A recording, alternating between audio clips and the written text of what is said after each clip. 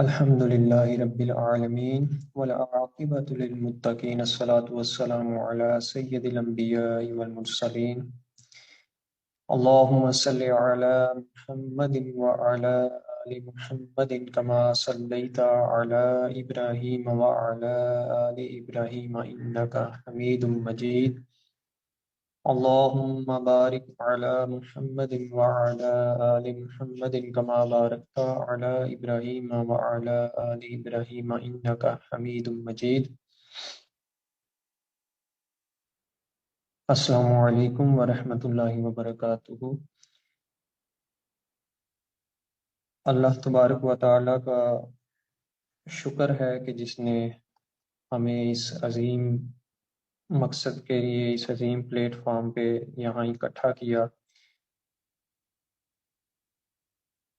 اور آپ سب کا بھی شکریہ.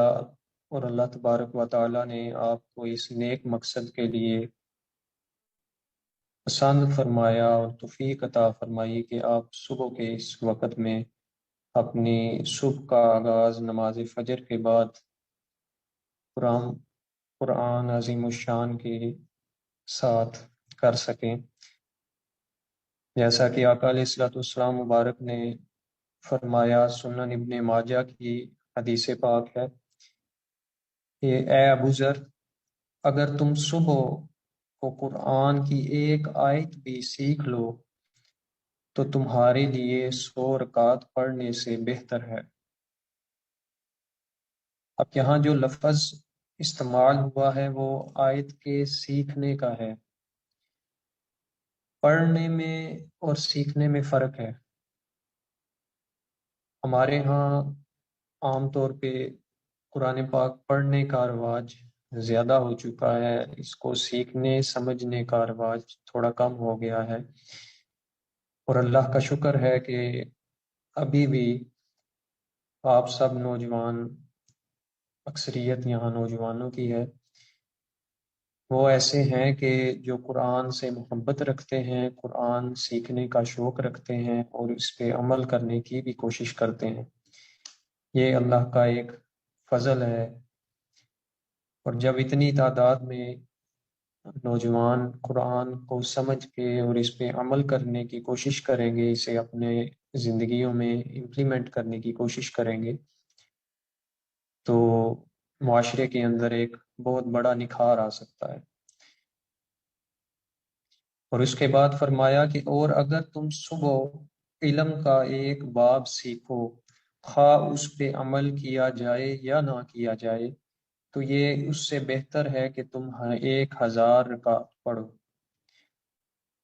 یعنی کہ اگر آپ قرآن سیکھنے کے ساتھ اس کے اندر موجود جو علوم ہیں ان کی وسعت تک جاتے ہیں، آقا کریم صلی اللہ علیہ وسلم کی احادیث اور سنت کو بھی سیکھتے اور سمجھتے ہیں، جیسا کہ میرے کریم آقا علیہ الصلوۃ والسلام مبارک نے فرمایا کہ میں تمہارے درمیان 2 چیزیں چھوڑ کر جا رہا ہوں، اگر تم انہیں مضبوطی سے تھام لو گے تو تم تباہی سے بچ جاؤ گے. وہ 2 چیزیں کیا ہیں؟ ایک کلام اللہ قرآن پاک، اور دوسرا سنت. تو لہٰذا ہم نے اس سلسلے کا آغاز کیا، تھوڑا سا اپنی سورہ فاتحہ شریف سے ہم نے اس کا آغاز کرنا ہے. تو اس سے قبل، تفسیر سے قبل، چند باتیں، کیونکہ آج پہلا دن ہے تو چند ضروری گزارشات میں کرنا چاہوں گا آپ سب کی خدمت میں. اور آپ سب سے میں اس کی دعا بھی کروں گا اور یہ عرض بھی کروں گا کہ آپ میرے حق میں بھی دعا کریں. اللہ تعالی ہمیں مکمل قرآن پاک کو سیکھنے سمجھنے کے لیے ہمیں استقامت عطا فرمائے، اور کسی بھی طرح کی لغزش سے، کسی بے ادبی سے، کسی سخت کلام سے اللہ تعالی ہمیں محفوظ فرمائے. کوشش کریں کہ اگر ممکن ہو سکے، باوضو تو آپ سب ہیں نماز فجر ادا کر کے یہاں تشریف لائے ہیں، ممکن ہو سکے تو قرآن کے ادب میں قرآن سے محبت کرتے ہوئے خوشبو لگانا سنت ہے، کیونکہ جب قرآن پڑھا جاتا ہے تو فرشتے نازل ہوتے ہیں اور فرشتے خوشبو کو پسند فرماتے ہیں۔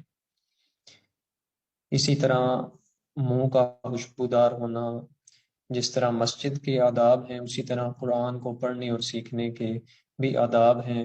اگر ایک کام آداب کے ساتھ کیا جائے تو اس کی فضیلت میں اضافہ ہو جاتا ہے۔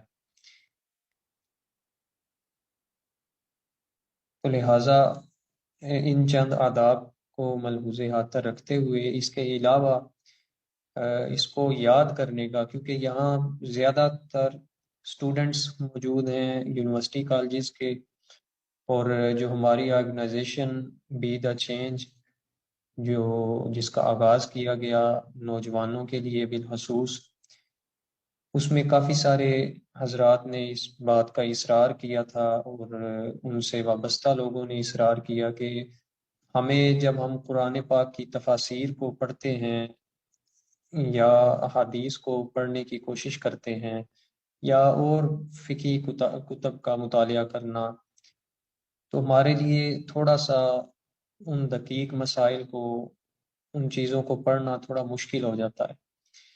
تو ہمیں کوئی ایسا طریقہ کار ملے کہ ہم ان چیزوں کو آسانی کے ساتھ سمجھ سکیں اور ان پہ عمل کرنے کی کوشش ہم کر سکیں۔ تو ایسی صورت میں پھر یہ فیصلہ کیا گیا، چونکہ اللہ کے فضل سے اللہ تبارک و تعالیٰ نے توفیق دی کہ مجھے کثیر تعداد میں جو قرآنی تفاسیر ہیں، اور بالخصوص وہ تفاسیر جو 500 سال پہلے کی، 1000 سال پہلے کی، 1100 سال پہلے کی تفاسیر، ان کا مطالعہ کا شرف حاصل ہوا۔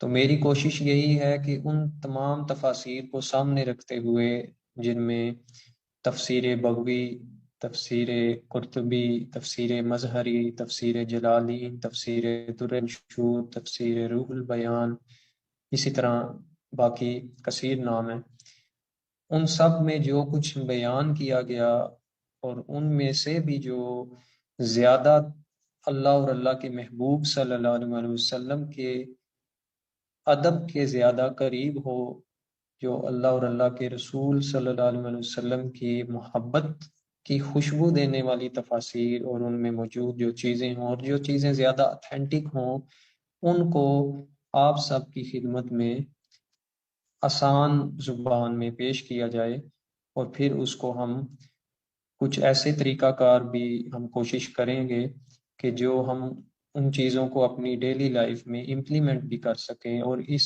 تفسیر کے کورس سے گزرتے ہوئے کافی ساری کثیر تعداد میں ہم احادیث کو بھی کور کریں گے انشاءاللہ، کہ یہ بیک وقت تفسیر کا بھی کورس ہے اور احادیث کا بھی کورس ہے۔ اور اسی طرح جو ہمارے کرنٹ افیئرس ہیں، جو ڈیلی لائف کے مسائل ہیں، معاملات ہیں، ان کو ڈسکس کیا جائے گا، کیونکہ قرآن پاک کے اندر ہر شے کا علم موجود ہے۔ عقائد، عبادات، معاملات، حسن معاشرت، ہر چیز کو ہم یہاں سے حاصل کریں گے، اور میری کوشش ہوگی انشاءاللہ کہ میں آپ لوگوں کے لیول کے مطابق، جو ایجوکیشنل ہمارا سسٹم ہے یونیورسٹی کالجز کا، پروفیشنل سسٹم ہے، اس لیول کے مطابق اس چیز کو آپ کی خدمت میں پیش کروں۔ اس کے علاوہ بھی اگر کسی کو بھی کسی طرح کا کوئی کویسچن ہو، کوئی کنفیوژن ہو، وہ یہاں زوم میٹنگ کی چیٹ میں بھی اپنا سوال پیش کر سکتا ہے، اس کا سوال نوٹ کر لیا جائے گا، اور ان سوالات کے جواب انشاءاللہ واٹس ایپ کے گروپس میں دیا جائے گا، اور واٹس ایپ کے جو گروپ کے ایڈمنز ہیں ان سے رابطہ کر کے بھی آپ اپنے سوالات پیش کر سکتے ہیں، اور کسی طرح کی بھی اس کے علاوہ گائیڈنس کی بھی ضرورت ہو پرسنلی، تو اس کے لیے بھی آپ ایڈمن سے رابطہ کر سکتے ہیں، انشاءاللہ آپ کو پوری طرح سے خدمت پیش کی جائے گی۔ تو اس کے ساتھ اگر ممکن ہو سکے، جس کے لیے جیسی آسانی ہو، میں یہ چیزیں اس لیے بیان کر رہا ہوں تاکہ آپ اتنا بڑا کورس کرنے جا رہے ہیں تو اس میں آپ کو فائدہ حاصل ہو۔ اگر ممکن ہو سکے تو آپ اپنے پاس نوٹ پیڈ رکھیں، جس طرح ہم اپنے یونیورسٹی کالجز میں اسائنمنٹس تیار کرتے ہیں، پن پوائنٹس اپنے پاس سیو کرتے ہیں، تو وہ اگر آپ رکھ سکیں، یا آپ اپنے موبائل میں چیزوں کو سیو کر سکتے ہیں۔ اس کے علاوہ بھی ہماری کوشش ہوگی کہ ہماری جو ٹیم ہے وہ ریٹن فارم میں بھی جو چیزیں بیان کی جائیں گی انشاءاللہ، وہ ریٹن فارم میں بھی آپ تک پہنچانے کی ہم کوشش کریں گے۔ اور جو حضرات یہ مکمل کورس کریں گے انشاءاللہ، ان کو اس کورس کے اینڈ پہ باقاعدہ سرٹیفکیٹ بھی دیا جائے گا اس کورس کا۔ تو ہم نے آغاز انشاءاللہ سورہ فاتحہ سے کرنا ہے، کیونکہ یہ فاتح الکتاب اس کا لقب ہے۔ آغاز قرآن پاک کا اس سورہ سے ہوتا ہے۔ اس کے بعد ہم ڈائریکٹلی 30ویں پارے سے آغاز کریں گے۔ اس کی وجہ یہ ہے، آگے الحمدللہ رمضان المبارک کا مہینہ پیارا پیارا آ رہا ہے۔ اللہ تعالیٰ ہمیں رمضان کے تمام روزے رکھنے کی، رمضان کے ادب کی توفیق عطا فرمائے۔ تو کافی سارے لوگ ایسے ہیں جو 30ویں پارے کی صورتیں انہوں نے یاد کی ہوتی ہیں، اور وہ اپنی نماز کے اندر ان کی تلاوت کرتے ہیں، اور اس میں کافی سارے کنٹیکسٹ ہیں۔ اگر ہم ان کو پڑھ لیتے ہیں، اور شب قدر کا بھی کنٹیکسٹ اس کے اندر موجود ہے، اس لیے ہم 30ویں پارے کو مکمل کرنے کے بعد انشاءاللہ دوبارہ سے، اور حفظ بھی مدارس کے اندر اگر آپ دیکھیں تو حفظ کی بھی یہی ترتیب ہے، پہلے 30واں پارہ اکثر مدارس میں حفظ کروایا جاتا ہے، اس کے بعد پھر پہلا پارہ شروع کیا جاتا ہے۔ تو 30ویں کے بعد ہم انشاءاللہ دوبارہ سے پہلے پارے کی طرف سورہ بقرہ سے اس کا آغاز کریں گے۔ تو یہ ہماری ترتیب ہے۔ اس کے علاوہ بھی اگر آپ لوگوں کی کوئی کسی بھی طرح کی کوئی تجویز ہو، آپ اوپنلی اپنی تجویز بھی ہم تک پہنچا سکتے ہیں، اور ہماری ٹیم اس پہ غور و فکر کرے گی۔ جو تجویز زیادہ اچھی محسوس ہوئی ہم اس کو امپلیمنٹ بھی کریں گے، کیونکہ یہ سلسلہ کار اوپن سلسلہ ہے۔ اس میں آپ جیسا ہی ہوں، آپ کا بھائی ہوں، آپ کا دوست ہوں، آپ کے بھائی اور دوست ہونے کے ہی ناطے میں وہ چیزیں آپ تک پہنچا رہا ہوں، نہ کہ میں اپنے اور آپ کے درمیان ایک گیپ لا کے ایک بڑی نشست پہ بیٹھ کے کہ میں آپ کو بیان کر رہا ہوں۔ یہ بیان سے زیادہ گفتگو ہے، یہ بیان سے زیادہ ایک چیز کو سمجھنے کی طرف، آسان زبان کے اندر جیسے ہم آپس میں گفتگو کرتے ہیں، تو ہم نے گفتگو کر کے اپنا تزکیہ نفس بھی کرنا ہے، محاسبہ کرنا ہے، اور اس کے علاوہ اپنا تصفیہ قلب بھی کرنا ہے۔ تو یہ تو تھوڑا سا ابتدائیہ تھا۔ اب ہم انشاءاللہ سورہ فاتحہ شریف ماشاءاللہ شاہد بھائی نے تلاوت فرمائی، اب ہم اس کی تفسیر کی طرف آتے ہیں۔ سورہ فاتحہ شریف کی چند فضائل اس سے قبل کوشش کریں گے انشاءاللہ ہر سورت کی کے چند فضائل احادیث میں بیان ہوئے ہیں، ان کو بیان کرنے کے بعد ہم سورت کی طرف آئیں گے۔ سورہ فاتحہ شریف کے کثیر نام ہیں، اس کو فاتح الکتاب بھی کہا جاتا ہے، اس کا سورہ حمد بھی اسے کہا جاتا ہے۔ فاتح الکتاب اس لیے کہ یہ کتاب کا فتح کہتے ہیں آغاز کو، کھولنے کو، کتاب کا آغاز کرنے والی، یعنی اللہ کی کتاب کا آغاز کرنے والی کتاب کی صورت۔ اس کا ام القرآن بھی اس کا لقب ہے۔ اسے آقا کریم صلی اللہ علیہ وسلم نے فرمایا، سنن دارمی کی حدیث پاک ہے، الحمدللہ ام القرآن ہے، یہ اس کا ایک لقب ہے، اور ام الکتاب ہے، ام کہتے ہیں ماں کو، اور سبع مثانی ہے۔ سبع مثانی سورہ حجر میں اس کا ذکر ہے، آیت نمبر 87 ہے۔ ہم نے اس کا ترجمہ بیان کر رہا ہوں۔ ہم نے آپ کو 7 آیتیں دیں جو دہرائی جاتی ہیں۔ سبع مثانی کہتے ہیں دہرائی جانے والی آیات۔ کیسے دہرائی جاتی ہیں؟ ہم سب نماز کے اندر روزانہ 5 وقت ہر رکعت کے اندر اس کو دہراتے ہیں۔ جس کثرت کے ساتھ سورہ فاتحہ پڑھی جاتی ہے، کائنات میں کوئی اور دوسری سورت اتنی زیادہ کثرت سے نہیں پڑھی جاتی۔ سورہ حمد اسے کہا جاتا ہے کیونکہ اس میں اللہ تبارک و تعالیٰ کی حمد بیان کی گئی ہے، اور اسی طرح حدیث صحیح بخاری شریف میں اسے ام الکتاب کے نام سے جانا گیا۔ حضرت ابو سعید خدری رضی اللہ تعالیٰ عنہ نے ایک شخص پر سورہ فاتحہ پڑھ کر دم کیا جس کو بچھو نے کاٹا ہوا تھا، اور کہا میں نے صرف ام الکتاب پڑھ کر دم کیا۔ یہ صحیح بخاری شریف کی حدیث پاک۔ اسی طرح اسے الکافیہ بھی کہا جاتا ہے۔ آقا کریم صلی اللہ علیہ وسلم نے فرمایا، تفسیر کبیر میں اس کا ذکر ہے، اس حدیث پاک کو نقل کیا گیا، امام رازی رحمۃ اللہ علیہ نے یہ تفسیر لکھی ہے کہ ام القرآن دوسری صورتوں کا عوض ہے اور دوسری کوئی صورت اس کا عوض نہیں، یعنی یہ صورت ہر صورت کا بدلہ ہے، لیکن کوئی دوسری صورت اس صورت کا متبادل نہیں ہے۔ اب اگر کوئی شخص نماز کے دوران یہ کہے کہ وہ سورہ فاتحہ کی جگہ کوئی اور صورت پڑھ لے تو اس کی نماز نہیں ہو سکتی۔ سورہ فاتحہ نماز کے اندر پڑھنا ضروری ہے۔ اسے سورہ شفا بھی کہا جاتا ہے۔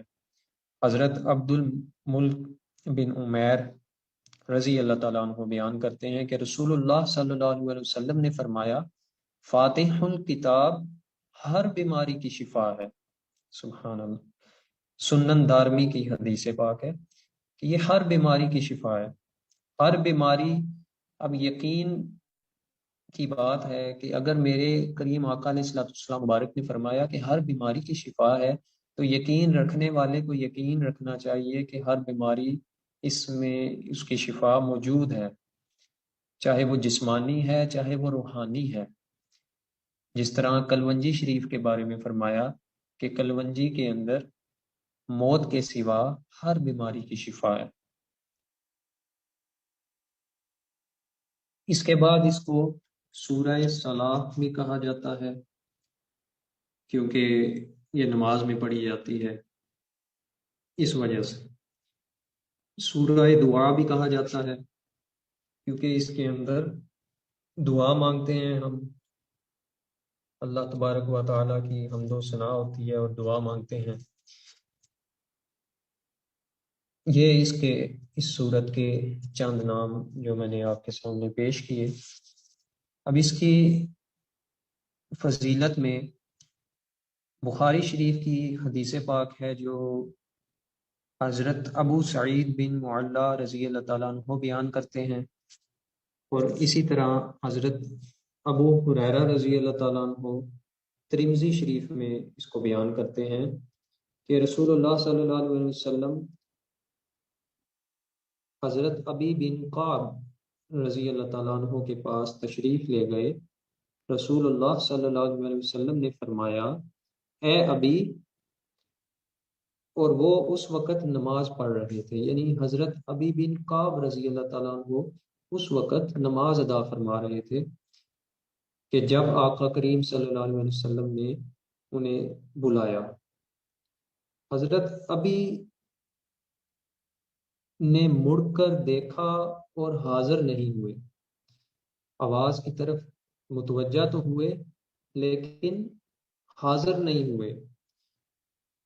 اس کے بجائے حضرت ابی رضی اللہ تعالیٰ عنہ نے جلدی جلدی نماز پڑھی، یعنی کہ وہ اس کنفیوژن کا شکار ہو گئے کہ میں نماز توڑ کر جاؤں آقا کریم صلی اللہ علیہ وسلم کی بارگاہ میں یا نماز مکمل کروں۔ پھر رسول اللہ صلی اللہ علیہ وسلم کی خدمت میں حاضر ہوئے اور عرض کیا، السلام علیکہ یا رسول اللہ صلی اللہ علیہ وسلم۔ ایک کوشش کریں کہ تمام احباب جب بھی زندگی میں یہاں بھی اور کہیں بھی آقا کریم صلی اللہ علیہ وسلم کا ذکر مبارک جب بھی سنیں، کہیں بھی پڑھیں یا سنیں، تو صلی اللہ علیہ وآلہ وسلم ضرور پڑھا کریں۔ اس متعلق حدیث پاک بھی آپ میں سے اکثر لوگوں نے سنی ہوئی ہے کہ حضرت جبرائیل علیہ السلام حاضر خدمت ہوئے بارگاہ معاب صلی اللہ علیہ وسلم میں، تو عرض کی یا رسول اللہ صلی اللہ علیہ وسلم، ہلاک ہو جائے وہ شخص کہ جس نے اپنے والدین کو بڑھاپے کی حالت میں پایا اور ان کی خدمت کر کے جنت حاصل نہ کی۔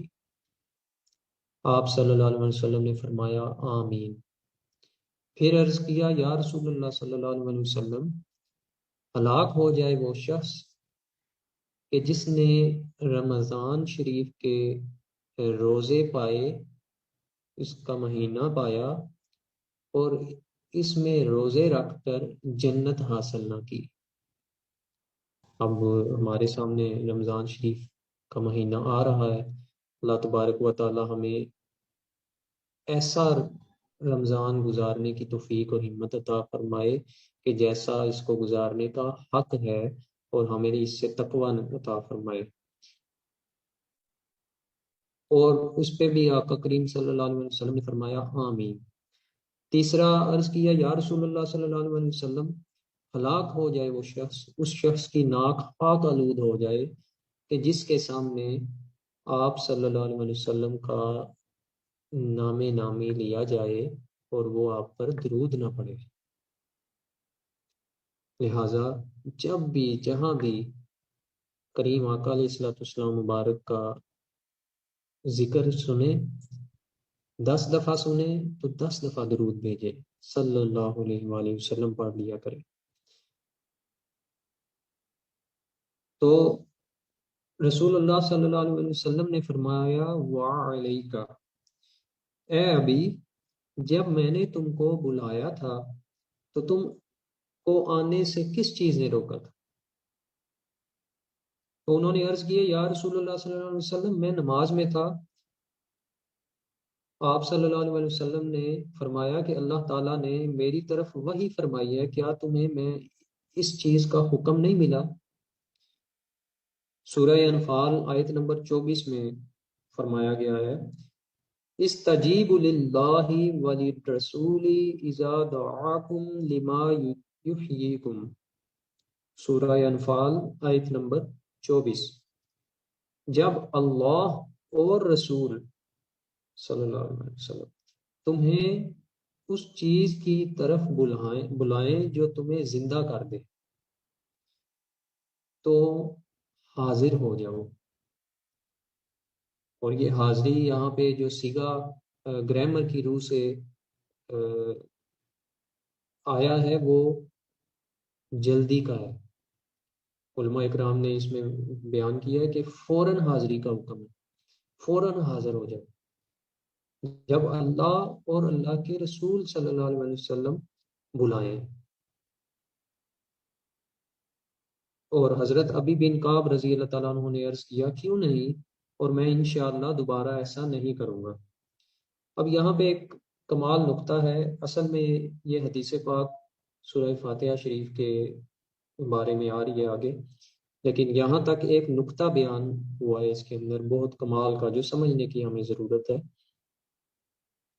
بعض احباب نے یہ بھی لکھا کہ معاذ اللہ نماز کے دوران آقا علیہ السلام مبارک کا خیال آ جانے سے بھی معاذ اللہ نماز ٹوٹ جاتی۔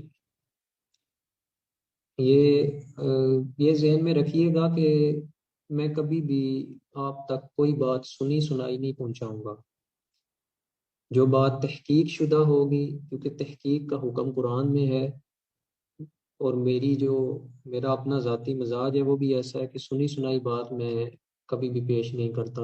جو بات بھی پیش کروں گا مستند پیش کروں گا، دلیل کے ساتھ، تحقیق کے ساتھ۔ کوئی اس چیز کی تحقیق کرنا چاہے، پوچھنا چاہے، وہ بعد میں پوچھ بھی سکتا ہے۔ تو بعض نے یہ لکھا کہ نماز کے دوران آقا کریم صلی اللہ علیہ وسلم کا خیال آ جانے سے نماز ٹوٹ جاتی ہے، جبکہ بخاری شریف اور ترمذی شریف کی اس حدیث پاک کی روشنی میں نماز کے دوران آقا کریم صلی اللہ علیہ وسلم کا اگر بلاوا بھی آ جائے اور حاضر ہو جایا جائے تو اس سے نماز نہیں ٹوٹتی، بلکہ حاضر ہونا علماء کرام نے اسے واجب لکھا ہے کہ نماز کے دوران حاضری واجب ہے، کیونکہ اللہ کا حکم ہے سورہ انفال آیت نمبر 24 کے اندر، اور اس حدیث سے یہ حکم واضح ہو جاتا ہے۔ اگر ایسا نہ ہوتا تو آقا کریم صلی اللہ علیہ وسلم سامنے دیکھ بھی رہے تھے کہ وہ نماز ادا کر رہے ہیں، تو نماز کے دوران کیوں بلایا جاتا؟ اصل میں یہ امت کی تعلیم کے لیے تھا۔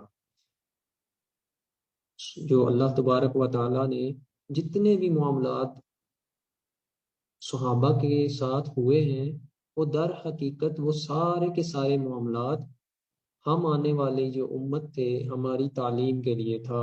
وہ احادیث بنی، وہ روایات بنی، ہم تک پہنچی، اور ہمیں پھر اس میں سے اپنی اصلاح کرنی ہے، ہمیں اس میں سے اپنے عقائد کی درستگی کرنی۔ لہٰذا یہ چیز ذہن نشین رکھیں۔ اب خیال کی اگر بات کی جائے تو آپ سب پڑھتے ہیں التحیات کے اندر، التحیات للہ والصلوات والطیبات السلام علیک ایہا النبی ورحمۃ اللہ وبرکاتہ۔ اب جس نے بھی سلام پڑھنا ہے، آقا کریم صلی اللہ علیہ وسلم کی بارگاہ میں سلام پیش کرنا ہے، تو یہ ہو ہی نہیں سکتا کہ نماز میں اس کا دھیان، اس کا خیال آقا کریم صلی اللہ علیہ وسلم کی بارگاہ کی طرف نہ جائے۔ کبھی بے دہانی میں تو سلام کسی کو کیا جاتا ہی نہیں ہے۔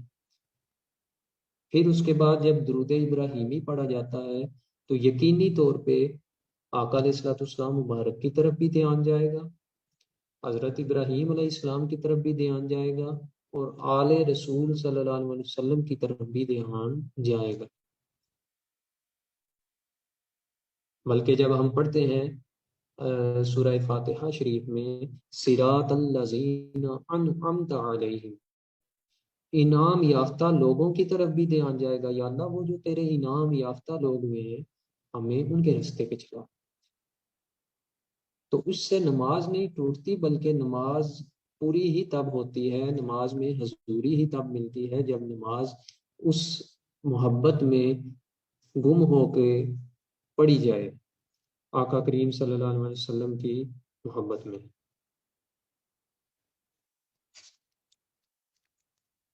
اس کے بعد سورہ فاتحہ شریف میں ہم سب سے پہلے یہاں ایک حدیث پاک میں پیش کروں گا۔ رسول اللہ صلی اللہ علیہ وسلم نے فرمایا کہ اللہ تعالیٰ فرماتا ہے میرے اور میرے بندے کے درمیان صلات یعنی نماز کو آدھا آدھا تقسیم کر دیا گیا ہے۔ کس طرح؟ میرے بندہ کے لیے وہ چیز ہے جس کا وہ سوال کرے، اور جب بندہ کہتا ہے الحمدللہ رب العالمین تو اللہ تعالیٰ فرماتا ہے میرے بندہ نے میری حمد کی، سبحان اللہ، یعنی اللہ تبارک و تعالیٰ اس پہ جواب عنایت فرماتا ہے۔ جب ہم پڑھتے ہیں الحمدللہ رب العالمین تو اللہ فرماتا ہے میرے بندہ نے میری حمد کی، اور جب وہ کہتا ہے الرحمن الرحیم تو اللہ فرماتا ہے میرے بندہ نے میری ثنا کی،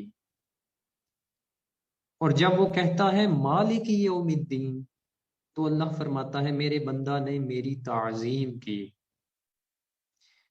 یہ الگ بات ہے کہ ہمارے کان، ہماری سماعتیں اتنی قوت نہیں رکھتی کہ ہم اللہ کے اس کلام کو سن سکیں، لیکن جب میرے آقا کریم صلی اللہ علیہ وسلم نے فرمایا کہ اللہ فرماتا ہے، جواب عنایت فرماتا ہے، تو اس کا مطلب ہے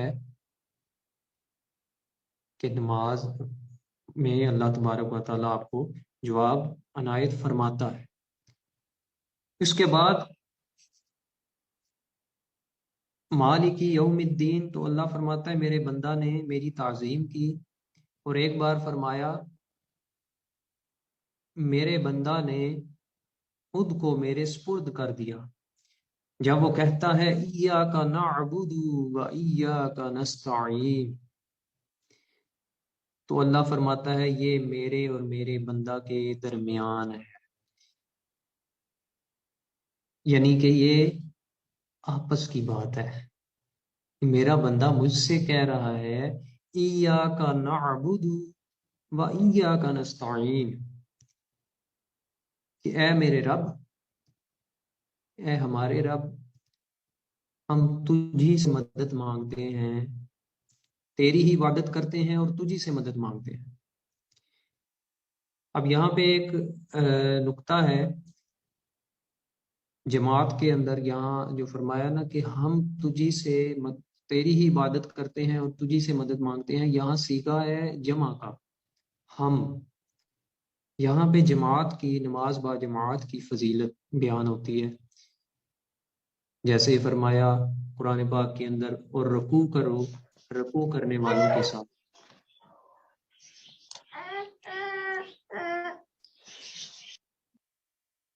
اور رکوع کرو رکوع کرنے والوں کے ساتھ، اس میں بھی جماعت کا حکم۔ اب بعض یہاں بھی تھوڑا سا اختلافی ایک مسئلہ ہے کہ مجھ سے اکثریت نوجوان یہ سوال کرتے ہیں، اور بعض شرمندگی سے بھی سوال نہیں کرتے۔ اصل میں مسئلہ تھوڑا سا یہ ہے کہ ہمارے نوجوان دین سیکھنے میں تھوڑا سا شرم محسوس کرتے ہیں، جھجکتے ہیں، اور اس کی ایک وجہ یہ بھی ہے، گزشتہ چند روز قبل میرے پاس ایک ڈاکٹر حضرات کا ایک وفد آیا، اور انہوں نے اس بات کا اظہار کیا کہ حسنین بھائی، جب ہم آپ کے پاس ہوتے ہیں ہم ہر بات کھل کے بیان بھی کر لیتے ہیں اور مسئلہ بھی پوچھ لیتے ہیں، ہمیں کوئی پریشانی نہیں ہوتی، لیکن آپ کے علاوہ عام طور پہ جب ہم علماء کرام کے پاس، کیونکہ آپ ہمارے عمر کے تقاضے سے بھی ہمارے قریب ہیں، علماء کرام سے بات کرتے ہوئے تھوڑا سا ڈر لگتا ہے۔ تو ہمارے نوجوانوں کے درمیان، جو ہمارے اسٹوڈنٹس ہیں یونیورسٹی کالجز کے اور علماء کرام کے درمیان ایک گیپ آ گیا ہے۔ اس گیپ کی وجہ سے اکثریت نوجوان ایسے ہیں کہ جو دین کے فرض علوم سے بھی محروم ہیں، بے شمار ایسے ہیں کہ جو ابھی تک وضو اور غسل کے مسائل بھی پوری طرح نہیں سمجھ اور سیکھ سکے۔ تو میں نے انہیں وہاں ہی وضو کا طریقہ اور غسل کا طریقہ بتایا، تو انہوں نے اس چیز کا اظہار کیا، حالانکہ وہ ڈاکٹر حضرات ہیں سارے، ان سب کا اپنا اپنا کلینک ہے۔ تو انہوں نے کہا جس طریقے سے آپ نے آج وضو کا طریقہ سمجھایا ہے، جتنی آسانی سے، اور ہمیں کمپلیکس ٹرمنالوجیز میں آپ نے نہیں ڈالا، ایسا طریقہ آج تک نہیں سنا، اور ہمیں یہ آسان لگا ہے۔ تو اس طرح کے بے شمار سیشنز ہونے کے بعد پھر اس سلسلے کا سوچا گیا کہ ہم ایسا کوئی سلسلہ ہم شروع کریں کہ جو آسانی کے ساتھ آپ تک یہ بات پہنچ سکے۔ تو سب سے پہلے آتا ہے کہ بسم اللہ الرحمن الرحیم۔ بسم اللہ شریف کا جو ترجمہ ہے اکثر اوقات یہ کیا جاتا ہے شروع اللہ کے نام سے، اصل اس میں ترجمہ ہوتا ہے اللہ کے نام سے شروع۔ جب پہلے ہی لفظ شروع لگا دینا ہے تو اللہ کے نام سے تو نہ ہوا شروع، آغاز ہی اللہ کے نام سے کریں۔ اللہ کے نام سے شروع جو نہایت مہربان، ہمیشہ رحم کرنے والا ہے۔ الحمد للہ رب العالمین، تمام توصیف و ثنا،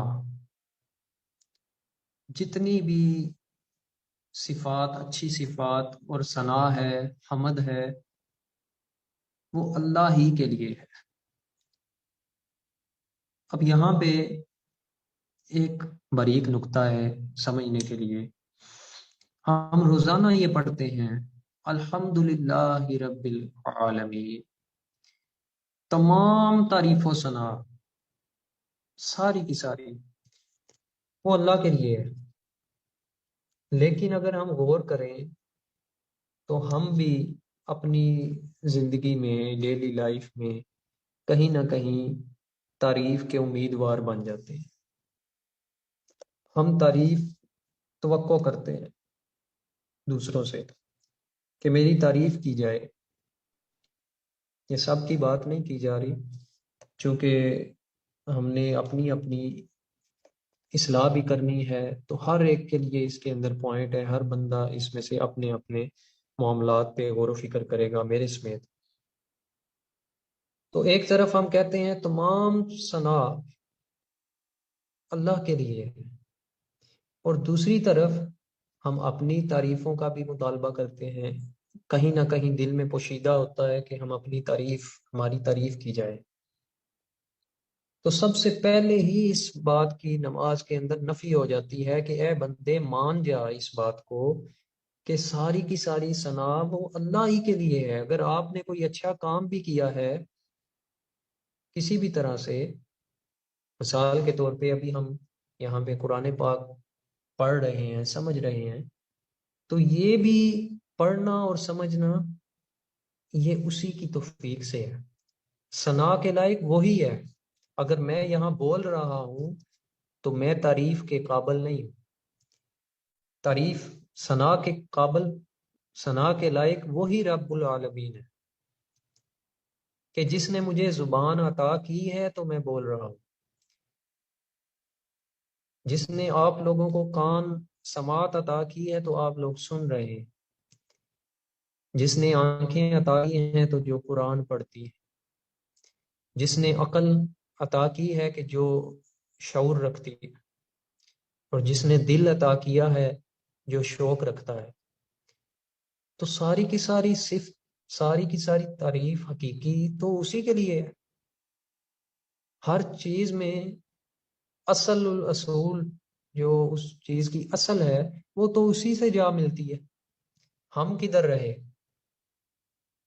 تو ہونا یہ چاہیے کہ ہم اپنے جتنے بھی نیک اعمال ہیں، جتنے بھی اچھے کام ہیں، اپنے تمام اعمال کے اندر رب کا فضل دیکھیں، رب کی توفیق دیکھیں۔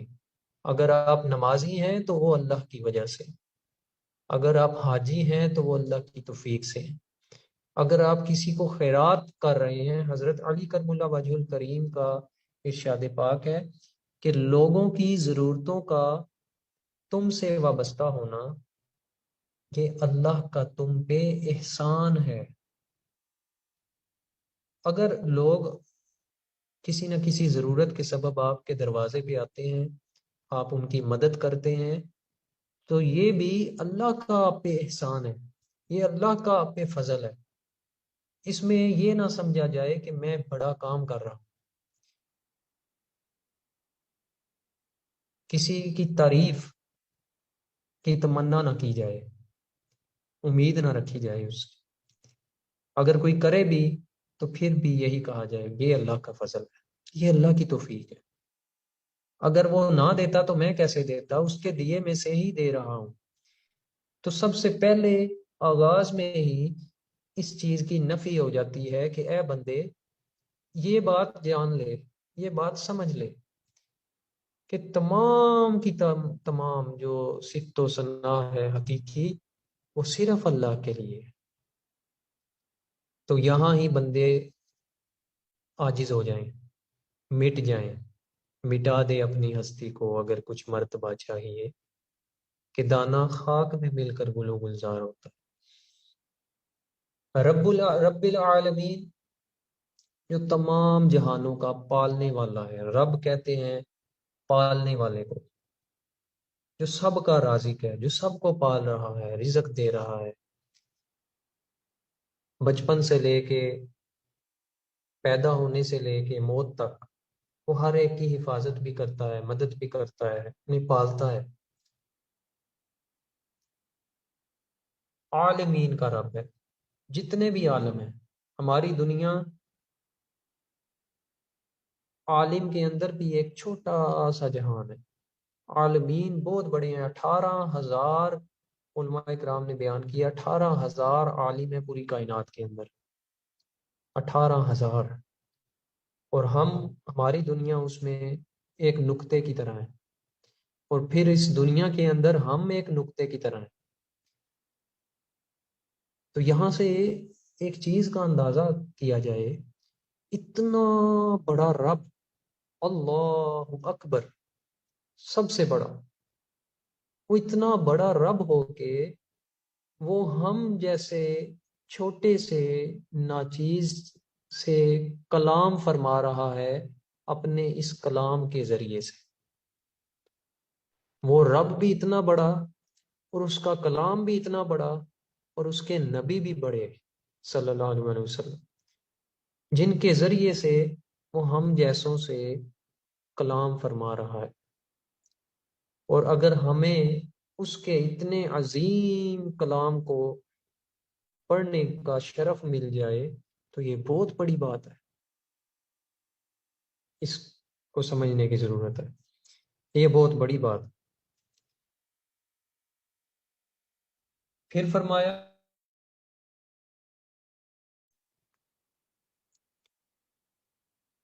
نہایت مہربان، بہت رحم فرمانے والا۔ علماء اکرام نے رحمان اور رحیم کی شرح میں بیان فرمایا ہے کہ رحمان اور رحیم میں فرق ہے۔ رحمان ہوتا ہے، رحمان کا جو اطلاق ہے، یعنی کہ رحمان کا جو لفظ ہے وہ اللہ تعالیٰ کے سوا کسی کے لیے بولنا جائز نہیں ہے۔ یہاں ایک چیز کی اصلاح کرنا ضروری ہے، ہمارے ہاں اکثر اوقات نام رکھا جاتا ہے عبد الرحمن۔ حدیث پاک کے اندر آتا ہے کہ اللہ تبارک و تعالیٰ کو 2 نام بڑے پسند ہیں، ایک عبداللہ، دوسرا عبد الرحمن۔ عبد الرحمن نام رکھا جاتا ہے، لیکن اکثر اوقات ہم دوست احباب میں، فیملی میں، ہم رحمان رحمان کہہ کے پکارنا شروع کر دیتے ہیں، تو اس سے بچنا چاہیے۔ رحمان صرف رب ہے، وہ ہے عبد الرحمن، عبد، رحمان کا بندہ، کیونکہ رحمان کا جو معنی ہے وہ ہے کہ وہ ذات جس کی رحمت ہر چیز کو محیط ہو، ہر چیز پہ اس کی رحمت غالب ہے۔ اور جو رحیم ہے وہ غیر بھی ہو سکتا ہے، یہ وہ صفت ہے جو اللہ بندے کو بھی عطا کرتا ہے، رحم کرنے والا۔ اور ایک جگہ یہ بھی پڑھا گیا کہ رحمان جو ہے وہ بڑے رحم کی طرف آتا ہے، بڑا رحم، کوئی بہت بڑا کسی نے رحم کیا ہو تو اسے رحمان کہتے ہیں، اور وہ صرف رب کو ہی لائق ہے کہ بڑے رحم وہی کرنے والا ہے۔ اور جو چھوٹی چھوٹی باتوں پہ رحم ہے، چھوٹے رحم ہیں، ان کو رحیم کہا جاتا ہے، چھوٹے رحم کرنے والا۔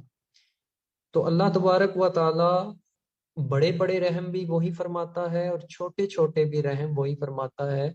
چھوٹی چھوٹی بھی اگر اس سے کوئی چیز مانگی جائے، مراد کی جائے، وہ اپنے بندے کے لیے وہ بھی پوری کر دیتا ہے، وہ اپنے بندے کی چھوٹی چھوٹی مرادوں کو بھی پوری کرتا ہے، اس پہ رحم فرماتا ہے۔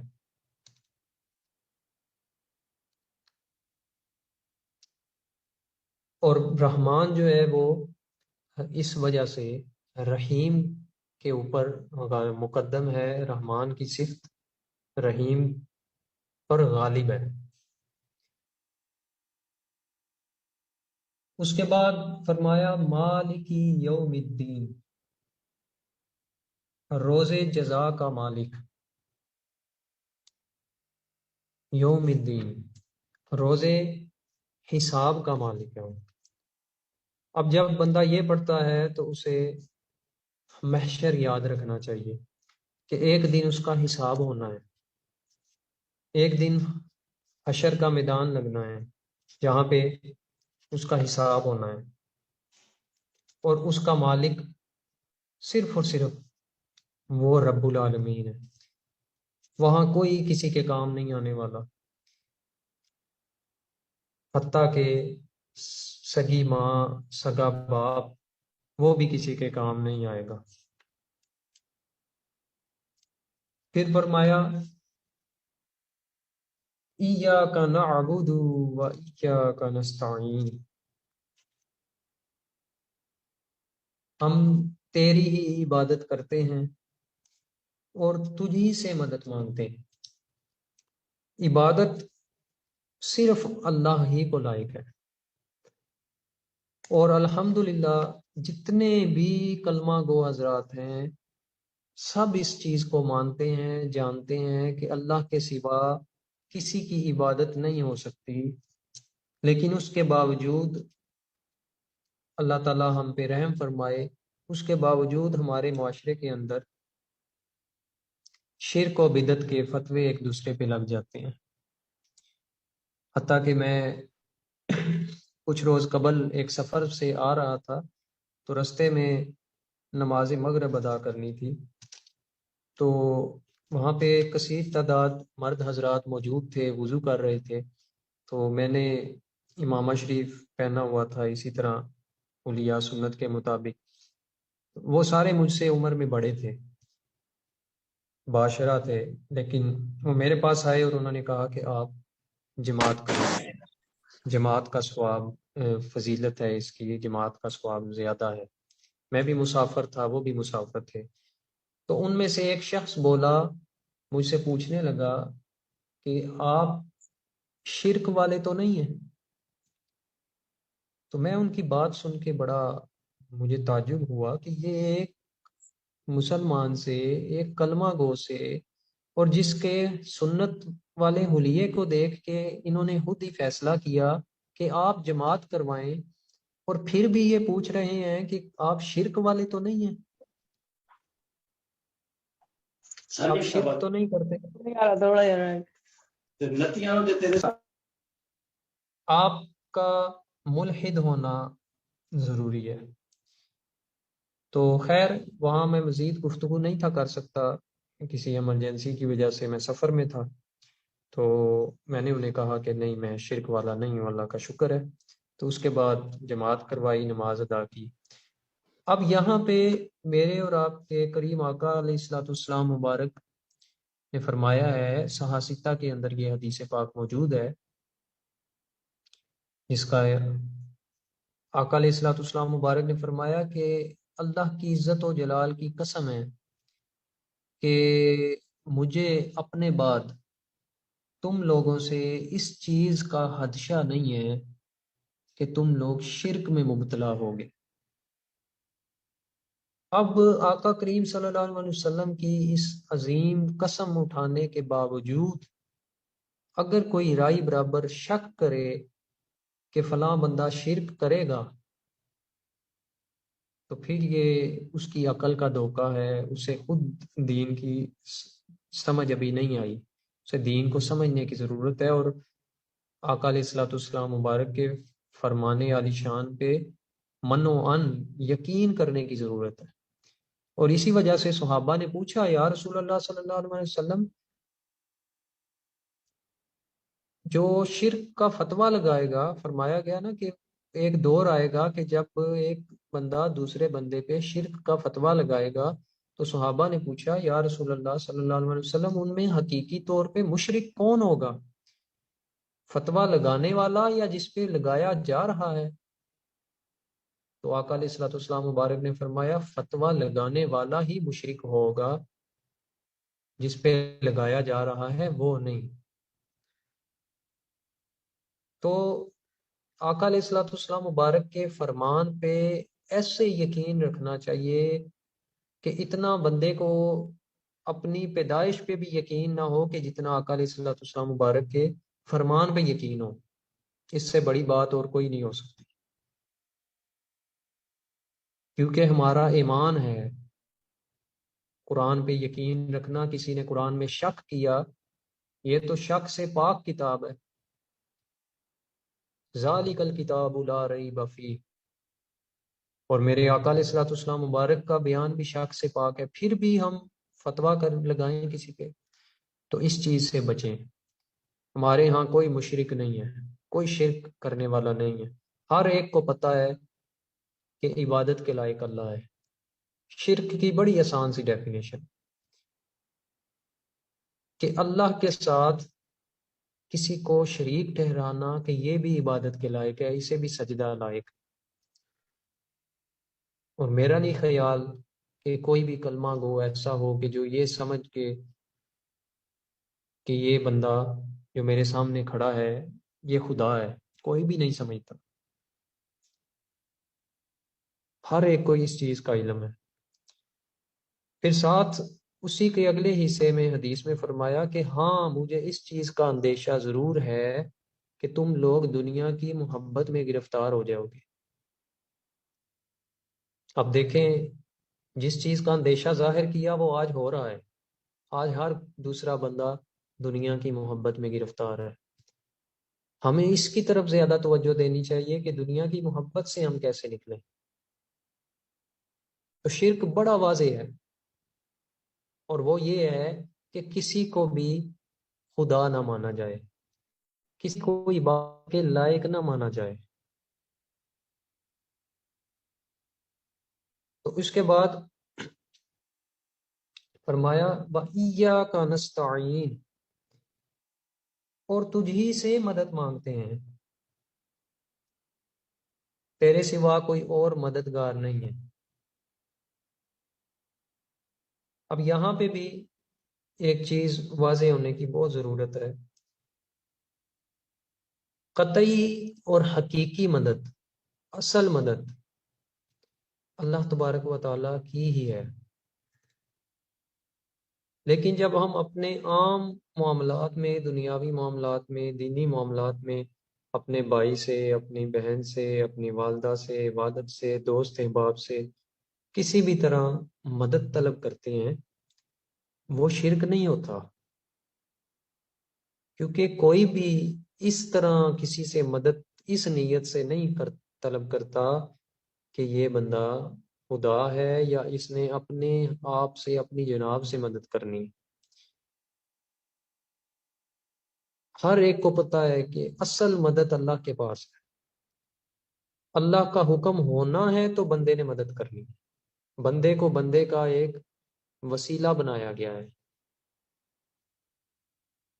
میرے سے اگر کوئی بندہ کوئی حاجت پیش کرتا ہے اپنی، اب آقا علیہ الصلوۃ والسلام مبارک نے حدیث پاک میں واضح طور پہ فرمایا کہ جو کسی کی دنیا کے اندر حاجت رفع کرے گا، اس کی حاجت پوری کرے گا، اللہ تبارک و تعالیٰ آخرت میں اس کی حاجت پوری کرے۔ اب یہاں پہ بندے کو بھی حاجت روا کہہ دیا تو یہ شرک تو نہ ہوا؟ نہیں، یہ تو ایک صفت ہے رب کی، حاجت پوری کرنے والا۔ تو اللہ نے بندے کو بھی اپنی صفت دے دی۔ جیسے کوئی کہے کہ فلاں بندہ بڑا سخی ہے، اب سخی جو ہے وہ تو اللہ ہے۔